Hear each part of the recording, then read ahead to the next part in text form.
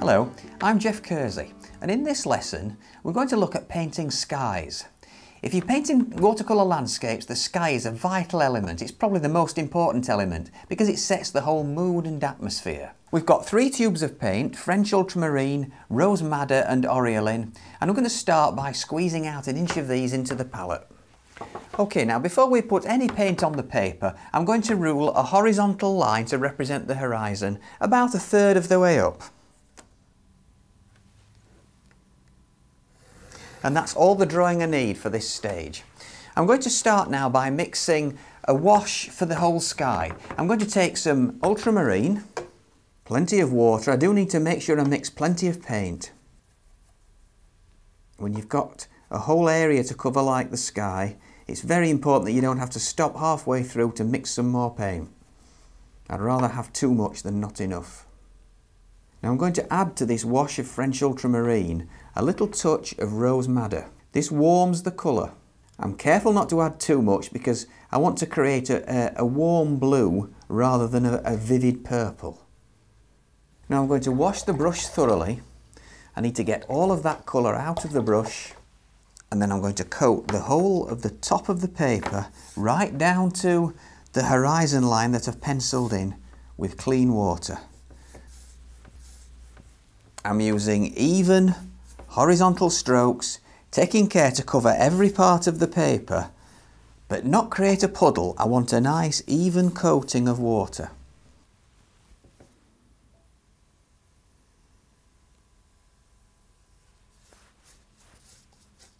Now straight away I'm getting a brush full of the ultramarine and rose madder mix and painting this again in horizontal strokes right across the top. Putting plenty of pigment in.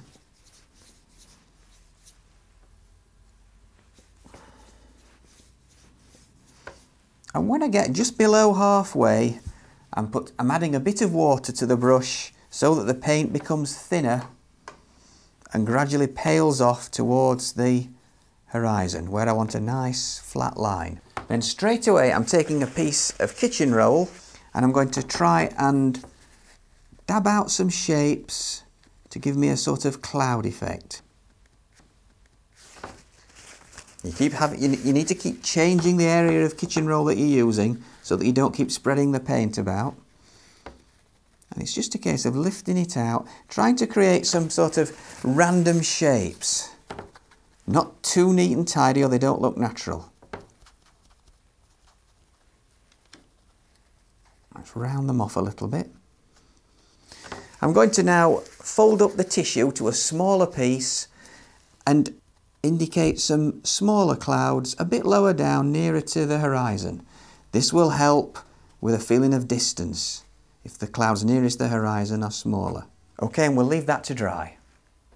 Now that that's dry, let's have a look at it.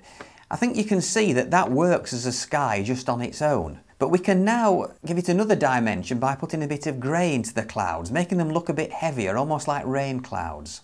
And for that we need to start by mixing an orange colour. Make sure your brush is clean and take some oriolin and rose madder to create almost a red, a bright orange.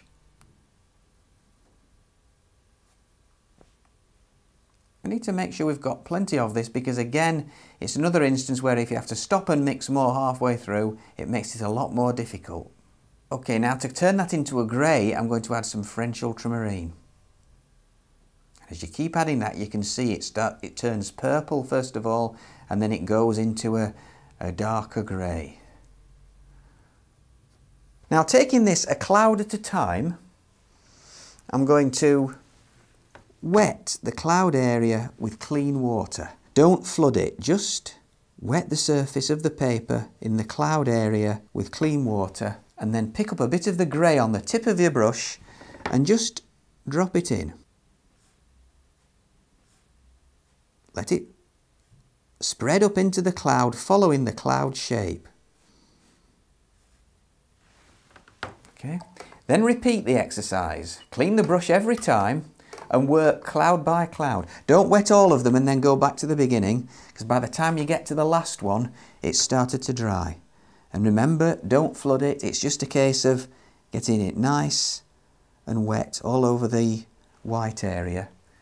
Again, we're dropping a bit of that grey, and look how it spreads. If you time it right and you've not got your paper too wet, it almost does it for you. Repeat the process again. Of course, the more grey that you drop in, the heavier the cloud looks. Let's look now at the smaller ones. It's the same method, and using the very tip of the brush, just wet the cloud area again. And then when you pick up the grey, again it's a case of using the very tip of the brush and just softening that in. If you're not careful on these smaller clouds, you can obliterate the white altogether. A damp, clean brush again, not wet through, just damp, and the very tip of the brush to soften it in. Let's go back to the first ones and look out for any hard edges that are appearing, and then with your damp, clean brush you can soften them.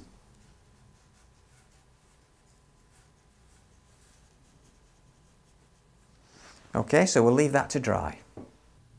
Now if you're happy with your sky, I'm just going to show you how you can finish it off by turning it into a very simple landscape.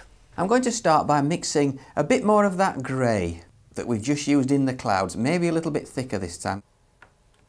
And with the clean water on the brush, I'm just going to wet the bottom area of the sky down to the horizon line. If your brush is really clean, you can do that without showing any marks or disturbing the surface underneath. Then I'm going to take that grey I've just mixed, and with the very tip of the brush, just touch that in to create a soft, misty, distant look. Trying to follow that horizontal line. If you find it's drying while you're doing it, don't worry about that. Just keep putting in those shapes. Just to suggest a bit of some distant trees, a bit of distant detail. Let's put a little, with the very tip of the brush, let's put a little touch of detail in, maybe a church on the horizon.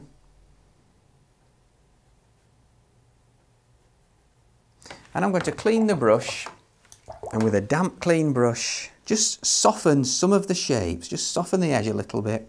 It needs to be damp, not wet through. And using the very tip, I'm just softening some of those shapes.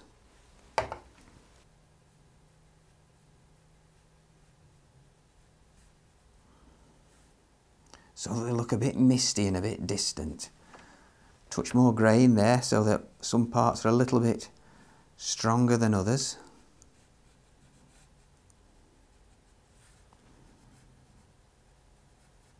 Then I'm going to take the wash of ultramarine blue and rose madder that I used in the sky at the beginning, and this is going to be a shadow wash right across the foreground. Again, horizontal strokes right across the foreground of the picture to bring it forward. And it's important that this colour does match the colour in your sky that you put in the first place. And then a brush of clean water just to soften that in so that it fades. Some more clean water, not absolutely dripping, just nicely wet, and we'll just soften that in so that the colour becomes softer and fades to white before it reaches the horizon. Okay, so that's a very simple landscape.